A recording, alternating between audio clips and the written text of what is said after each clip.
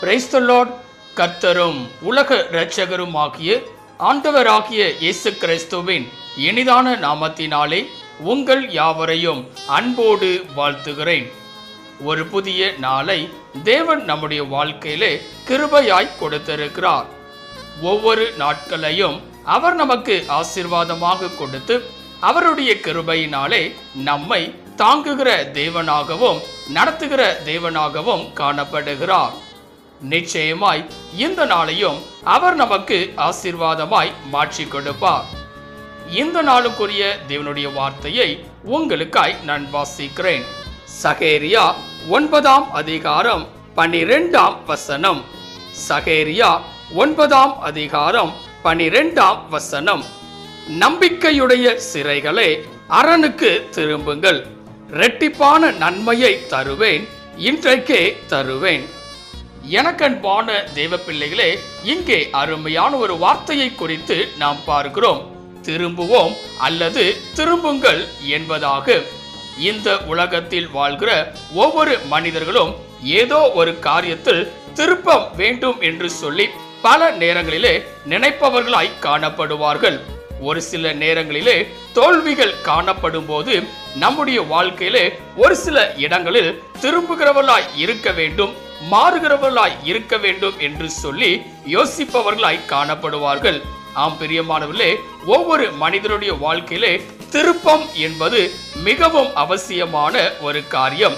ஒரு காரியத்திலிருந்து விடுபட வேண்டுமென்றால் வேறு வழிகளிலே திரும்புகிறவர்களாய் நாம் காணப்படுகிறோம்.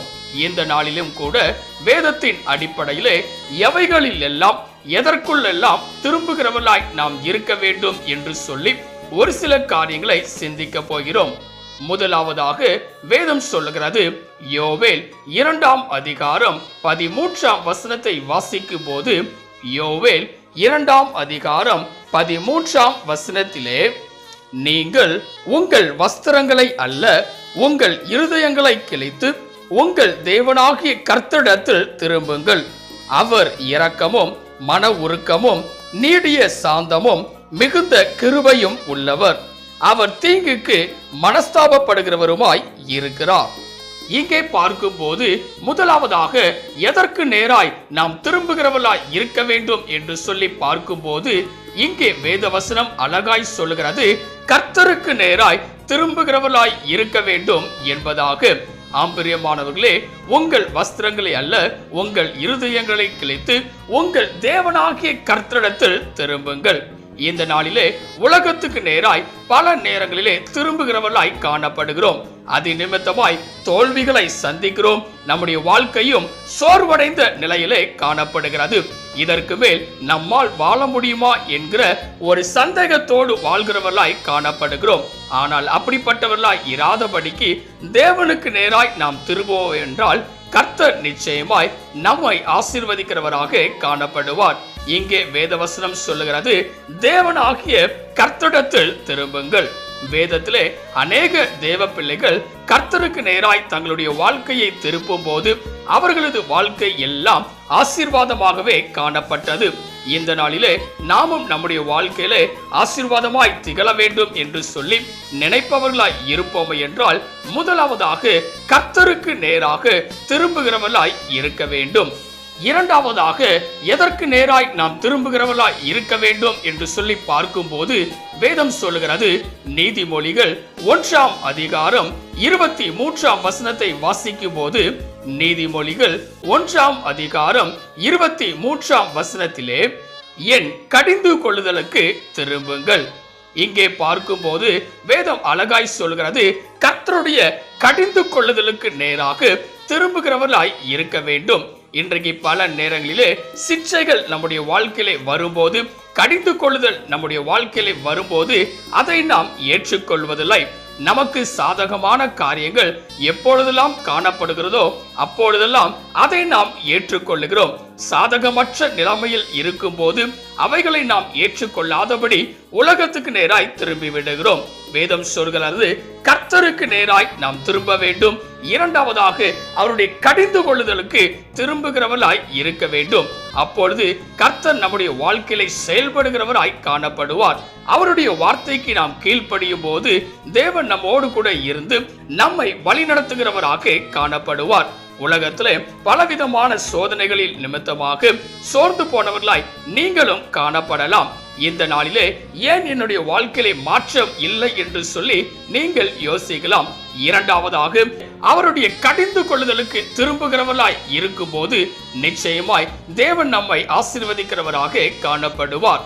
மூன்றாவதாக எதற்கு நேராய் நாம் திரும்புகிறவர்களாய் இருக்க வேண்டும் என்று சொல்லி பார்க்கும்போது வேதம் சொல்லுகிறது, சகேரியா 9ஆம் அதிகாரம் 12ஆம் வசனத்தை வாசிக்கும் போது சகேரியா 9ஆம் அதிகாரம் 12ஆம் வசனத்திலே, நம்பிக்கையுடைய சிறைகளை அரணுக்கு திரும்புங்கள், இரட்டிப்பான நன்மையை தருவேன், இன்றைக்கே தருவேன்.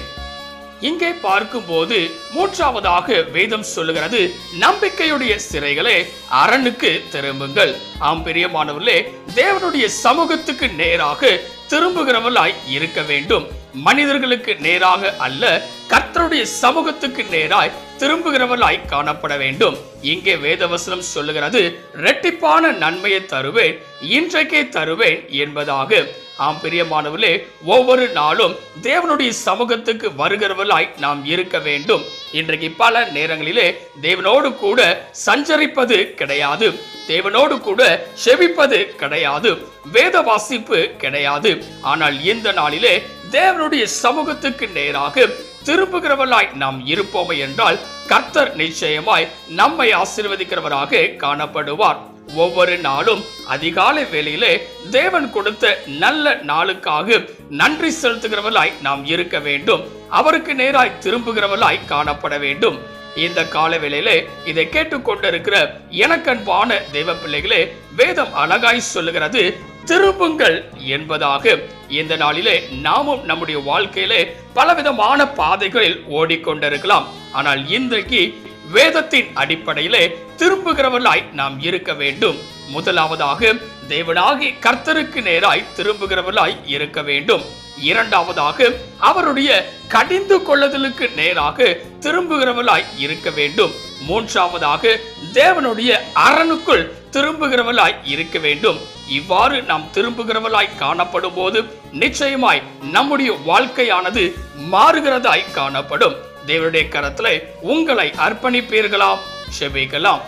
கிருபையும் இரக்கமும் நிறைந்த எங்கள் அன்பின் பிதாவே, இந்த ஆசீர்வதிக்கப்பட்டதான நல்ல கால வேளைக்காய் நன்றியோடு உம்மை துதிக்கிறோம், உம்மை ஸ்தோத்திரிக்கிறோம். நீர் கொடுத்த அற்புதமான உம்முடைய வார்த்தைக்காய் நன்றி செலுத்துகிறோம். திரும்புங்கள் என்று சொல்லி இந்த நாளிலே நீர் எங்களுக்கு கற்றுக் கொடுத்திருக்கிறீர். இந்த கால வேளையிலே இதை கேட்டுக்கொண்டிருக்கிற, இதை பார்த்து கொண்டிருக்கிற ஒவ்வொரு பிள்ளைகளும் உமக்கு நேராக, உம்முடைய கடிந்து கொள்ளுதலுக்கு நேராக, உம்முடைய அரணுக்கு நேராய் திரும்புகிறவளாய் காணப்பட்டு உம்முடைய கரத்திலிருந்து ஆசீர்வாதத்தை சுதந்திரித்துக் கொள்ள நீரே கிருபை தருவீராக. நீரே பெரிய காரியங்களை செய்வீராக. நீர் மாத்திரம் மகிமைப்படுவீராக. இயேசுவின் நாமத்தில் ஜெபிக்கிறோம் எங்கள் ஜீவனுள்ள நல்ல பிதாவே, ஆமென். கர்த்தர் தாமே இந்த வார்த்தையின் மூலமாய் உங்களை ஆசீர்வதித்து திரும்புகிறவர்களாய் நீங்கள் இருக்கும்போது உங்களுடைய வாழ்க்கையை வளமான ஒரு வாழ்க்கையாய் மாற்றுகிற தேவனாக அவர் காணப்படுவாராக. ஆமென். God bless you.